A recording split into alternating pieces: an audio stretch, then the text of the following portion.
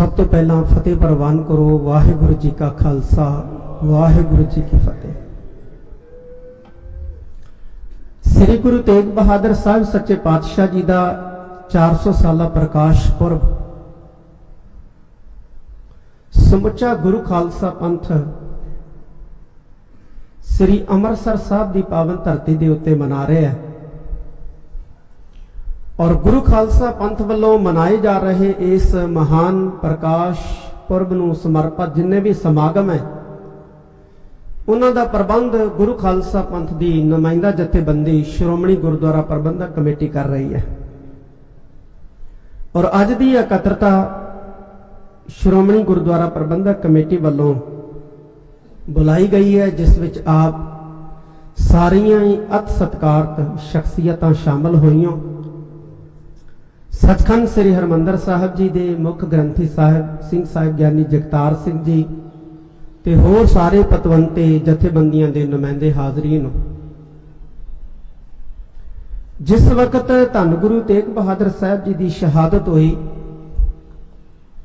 उस वक्त भी हिंदुस्तान के अंदर फिरका प्रस्ती जड़ी है बहुत रज के फैली हुई सी। और फिरका प्रस्ती उस वक्त होर घातक हो जाती है जदों फिरका प्रस्ती फैलाउण वालियां दी सरप्रस्ती जिहड़ी है वो सरकार करन लग जाए। अज भी फिरका प्रस्ती जिहड़ी है पूरे हिंदुस्तान दे विच फैल रही है। एक धर्म के लोगों के मनां दे विच दूसरे धर्म के लोगों के प्रति नफरत के बीज बीजे जा रहे हैं। और जिहड़े चंद को गलत अंसर अजिहा कर रहे हैं उन्होंने सरकार की सरप्रस्ती हासिल है। उस वक्त भी अजिहा ही सी। उस वक्त हिंदुओं के प्रति नफरत पैदा की जा रही सी ते जो लोग हिंदुओं के प्रति नफरत पैदा कर रहे थे उन्होंने मुगल सरकार की सरप्रस्ती से अज मुसलमानों सिखां दलितों के प्रति जिहड़ा नफरत पैदा की जा रही है। और अज भी नफरत फैलाउण वालियां नूं सरकारी सरप्रस्ती जिहड़ी है वो हासिल है। ये चिंता का विषय है।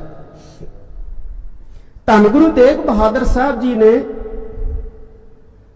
धार्मिक असहनशीलता जिहड़ी उस वक्त फैल रही सी फिरका प्रस्ती कारण उन्होंने रोकण वास्ते अपनी कुर्बानी की सी। अज असीं उस पातशाह जी की प्रकाश पुरब नूं समर्पित शताब्दी मना रहे हैं। अज साडियां चिंतावां जिहड़ियां ने साडे फिकर जिहड़े ने वो बहुत वड्डे हैं और होने भी चाहिए।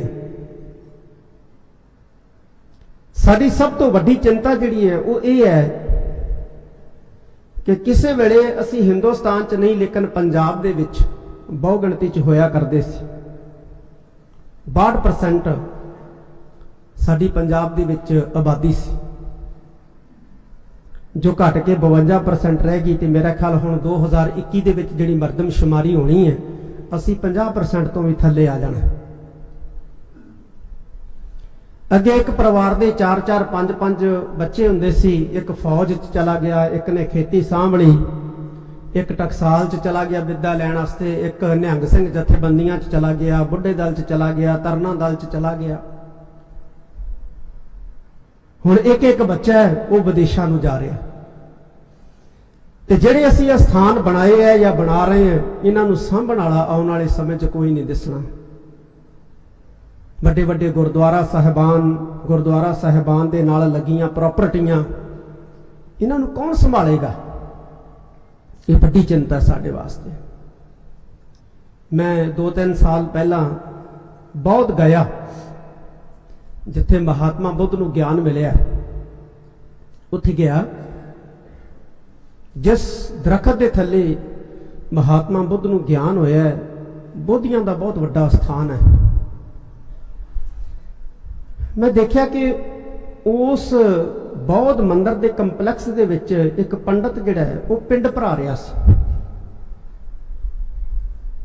छोटे छोटे आटे दे गोल गोल बना के गोलियां जी। एक कंबोडिया तो सी, शायद इंडोनेशिया तो सी, बोधी सी। मैं इहनूं कहा कि तुहाडे धर्म दे विच तां ये कर्मकांड है ही नहीं, पर तुहाडे अस्थान दे उत्ते ये हो रहा है, इहदा की कारण है?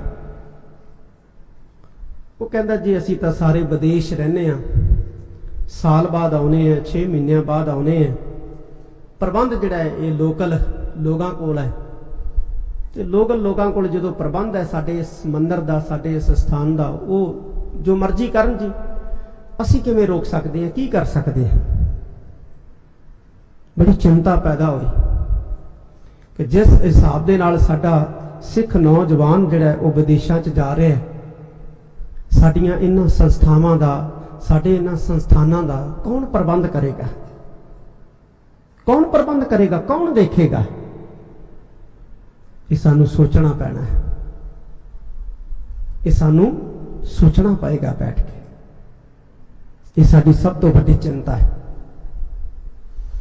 असीं धन गुरु तेग बहादुर साहब सच्चे पातशाह दा प्रकाश पुरब मना रहे। किसान अंदोलन शुरू होने तो पहला भारत की सरकार ने भी इस शताब्दी नूं मनाउण दे लई कुछ प्रोग्राम उलीके सी। उन्होंने एक वड्डी कमेटी बनाई सी, एक 5 मैंबरी वर्किंग कमेटी बनाई सी, और 5 मैंबरी वर्किंग कमेटी का एक मैंबर साडे कोल राय लैण वास्ते आया सी। ते उन्होंने कुछ राय दी कि धन धन साहिब श्री गुरु तेग बहादुर साहब जी के स्थान ने हिंदुस्तान भर दे विच, ते उन्हां स्थानां दे उत्ते कोई गुरु तेग बहादुर साहब जी के नाम के उत्ते भारत सरकार वड्डे इंस्टीट्यूशन जिहड़े आ ओह खोल सकदी। थोड़ा समा पहले ही फिर वो मैंबर मिलिया। मैं आख्या जी कार्रवाई अगे वधी? कहता नहीं जी, जदों दा किसान अंदोलन शुरू होया भारत सरकार खामोश हो गई है, चुप हो गई है। मतलब कि उन्हें शताब्दी मनाउण दा जिहड़ा सी प्रोग्राम कैंसल कर दिता है, वो नहीं मनाएगी, क्योंकि उन्होंने लगता है कि किसान अंदोलन जिहड़ा है वो शायद सिखां दा अंदोलन है, सिखां दी वजह करके फैलिया। जिवें बाबा जी मैथों पहला बोल के गए ने, मानयोग बाबा हरनाम सिंह जी, कि धन गुरु तेग बहादुर साहब जी सारियां दे सन, सिखां दे साडे नहीं सी केवल। गुरु नानक साहब सारियां दे है, गुरु गोबिंद सिंह महाराज सारियां दे है, गुरु तेग बहादुर साहब सच्चे पातशाह सारियां दे है। ते फिर उन्हां दी शहादत किस दौर दे विच होई है, किस कारण हुई है, ये सानू भुलना नहीं चाहिए। ते जे भुलदे हैं तो इहनूं अकिरत घणता कहा जाता है।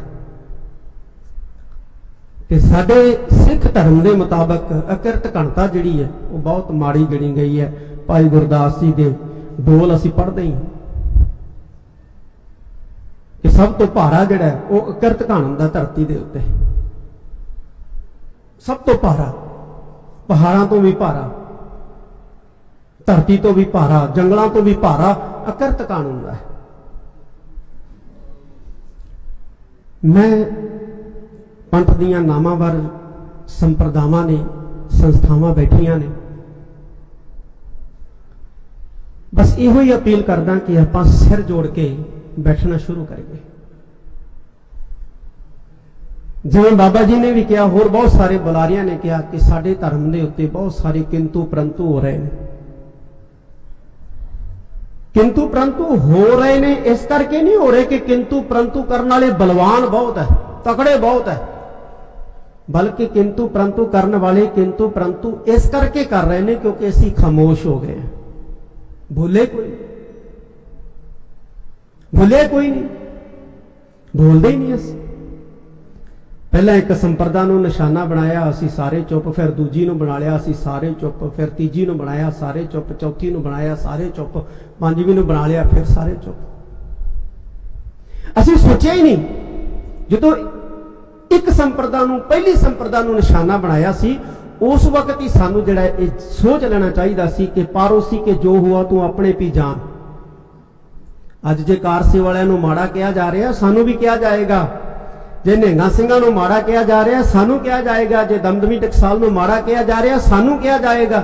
ਜੇ ਸ਼੍ਰੋਮਣੀ ਗੁਰਦੁਆਰਾ ਪ੍ਰਬੰਧਕ ਕਮੇਟੀ ਨੂੰ ਮਾੜਾ ਕਿਹਾ ਜਾ ਰਿਹਾ, ਸਾਨੂੰ ਵੀ ਕਿਹਾ ਜਾਏਗਾ। ਅਸੀਂ ਬੋਲੇ ਨਹੀਂ ਤੇ ਉਹਨਾਂ ਲੋਕਾਂ ਦੀ ਹਮਾਕਤ ਇੱਥੋਂ ਤੱਕ ਪਹੁੰਚ ਗਈ ਕਿ ਉਹਨਾਂ ਨੇ ਅਕਾਲ ਤਖਤ ਸਾਹਿਬ ਤੇ ਸੱਚਖੰਡ ਸ੍ਰੀ ਹਰਿਮੰਦਰ ਸਾਹਿਬ ਨੂੰ ਨਿਸ਼ਾਨੇ ਤੇ ਲੈ ਲਿਆ। ਅਸੀਂ ਫਿਰ ਵੀ ਚੁੱਪ, ਅਸੀਂ ਫਿਰ ਵੀ ਖਾਮੋਸ਼ ਹੋ ਗਏ। ਕਿੱਡੀ ਕਮਾਲ ਦੀ ਗੱਲ ਹੈ। ਪਹਿਲਾਂ ਸੰਸਥਾਵਾਂ ਨੂੰ ਲਿਆ ਜੋ ਸਾਡੇ ਪੁਰਖਿਆਂ ਨੇ, ਮਹਾਂਪੁਰਖਾਂ ਨੇ ਬਣਾਈਆਂ, ਤਿਆਰ ਕੀਤੀਆਂ। ਫਿਰ ਸਾਡੇ ਸਭ ਤੋਂ ਮਹਾਨ ਤੇ ਪਾਵਨ ਅਸਥਾਨ ਸੱਚਖੰਡ ਸ੍ਰੀ ਹਰਿਮੰਦਰ ਸਾਹਿਬ ਨੂੰ ਨਿਸ਼ਾਨੇ ਤੇ ਲੈ ਲਿਆ।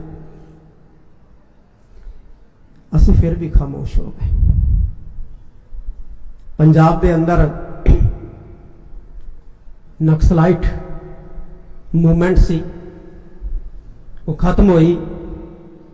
बहुत सारे नक्सलाइट साडियां विद्यक संस्थावां च वड़े, सानू ये गल मननी पेगी। साडियां धार्मिक संस्थावां च वड़े, सानू ये गल मननी पेगी। और जिन्ना नुकसान साडा, साडे इतिहास दा, साडियां परंपरावां दा इन्हां लोकां ने कर दिता, पहलों कदे इन्ना नुकसान मुगल भी नहीं सी कर सके। बहुत नुकसान कर दिता। सानू जागना पएगा, सानू सोचना पएगा। असी धन गुरु तेग बहादुर साहब जी का 400 साला प्रकाश पुरब शताब्दी के रूप दे विच मनाउण जा रहे हैं। मैं एक अपील ये करूँगा, जिवें बाबा जी दस के गए ने कि 4 दिन समागम चलने ने। ये समागम श्रोमणी गुरुद्वारा प्रबंधक कमेटी दे नहीं ने, ये गुरु खालसा पंथ दे समागम ने। श्रोमणी गुरुद्वारा प्रबंधक कमेटी सिर्फ प्रबंध कर रही है इन्हां समागमां दा। इस करके हर संप्रदा, हर जथेबंदी बिना किसी सोच विचार दे इन्हां समागमां दे विच शमूलियत करे। और श्रोमणी गुरुद्वारा प्रबंधक कमेटी हर संप्रदा, हर जथेबंदी का मन का मान करे, सत्कार करे, जो भी उत्थे हाजिर होएगी। ते दूसरा, श्रोमणी गुरुद्वारा प्रबंधक कमेटी ने जिवें बहुत सारे प्रोग्राम उलीके ने, सारा साल ही चलने ने। असी ये शताब्दी 1 दिन, 2 दिन, 3 दिन मना के चुप नहीं कर जाना, सारा साल ये शताब्दी मनाउणी है। असी भी सारियां संप्रदावां, सारियां जथेबंदियां अपने अपने पद्धर दे उत्ते समागम करिए। कोई सैमीनार करवावे, जिवें चीफ खालसा दीवान के नुमाइंदे बैठे ने, कोई सैमीनार करवाए, कोई वैबीनार करवाए, कोई गुरमत समागम करवाए, कोई स्कूली बच्चों के मुकाबले करवाए। श्रोमणी गुरुद्वारा प्रबंधक कमेटी तो अपने पद्धर ते करेगी ये सारे प्रोग्राम, लेकिन असी भी सारे अपना फर्ज समझते हैं ये जिहड़े समागम है ना, अपने अपने पद्धर के उत्ते भावें वड्डे करिए, भावें छोटे करिए। जिन्नियां निहंग सिंह जथेबंदियां बैठियां ने, कार सेवा वाले महापुरख बैठे है, नानकसर वाले संप्रदा के महापुरख बैठे है, सारे असी अपने अपने पद्धर के उत्ते भी धन गुरु तेग बहादुर साहब सच्चे पातशाह की विचारधारा का सुनेहा दुनिया भर दे विच पहुंचाउण दा यतन करिए। और जदों भी पंथ आवाज मारे उस वक्त कट्ठे होया करिए, जरूर कट्ठे हो जा करिए। जदों संकट का समा आउंदा है ना, ते कई जानवरां च, पंछियां च खूबियां ने कि वो कट्ठे हो जाते हैं। जिस किस्म के आने वाले समय च हालात जिहड़े बन रहे हैं ना, जिस किस्म के बदल जिहड़े मंडरा रहे हैं, खतरे दीयां घंटियां वज रही ने, ऐसे माहौल दे विच साडा इकट्ठियां होना, छोटे छोटे मतभेद भुला के बहुत जरूरी है, बहुत लाजमी है।